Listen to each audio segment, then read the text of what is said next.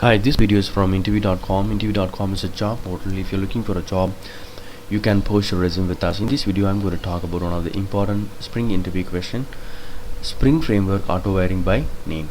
So I've written a simple code for demo purpose. I've written a simple code. I'm going to explain to you.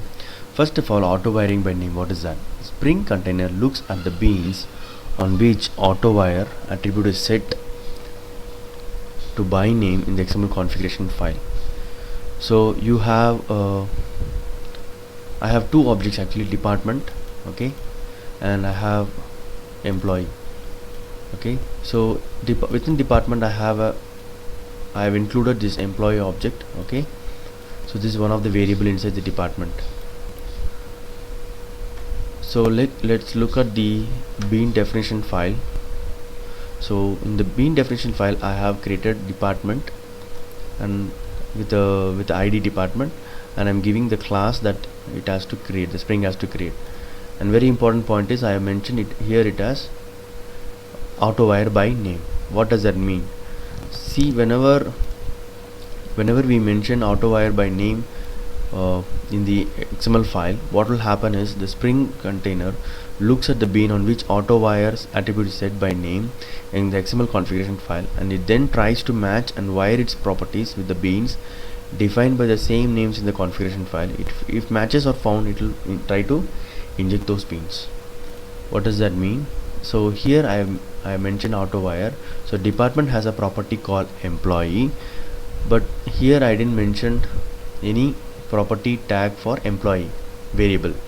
So what it will do is it will try to find out is there any other definition which is similar to employee by name, okay. So it will try to use this name and it will try to find out is there any other bean definition available in the same configuration file employee. So if it is available, it will try to create this object and it will set in the department employee variable. So this is called auto wire by name, okay. So it will do automatically.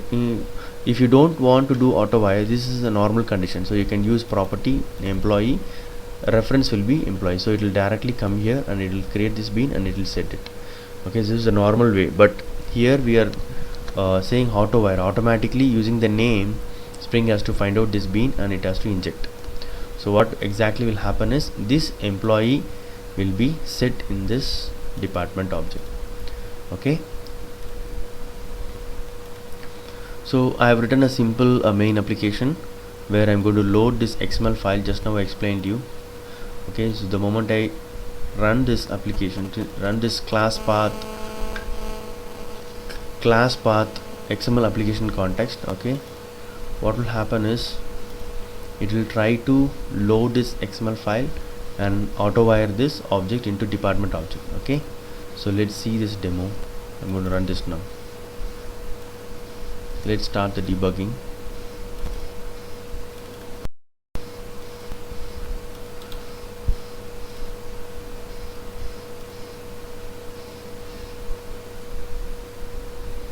I have started the debugging. Before that, let me set one breakpoint here because this is called by Spring Framework, okay. So the moment I load it, let's see what happens.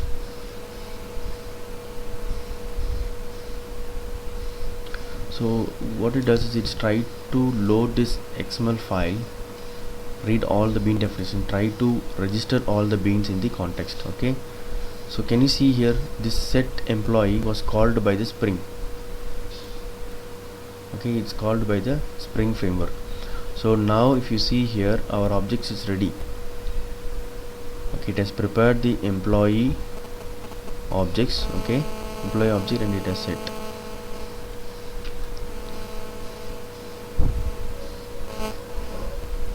Okay, now we are having the whole object department. If you see, it will have his attributes plus the employee attributes.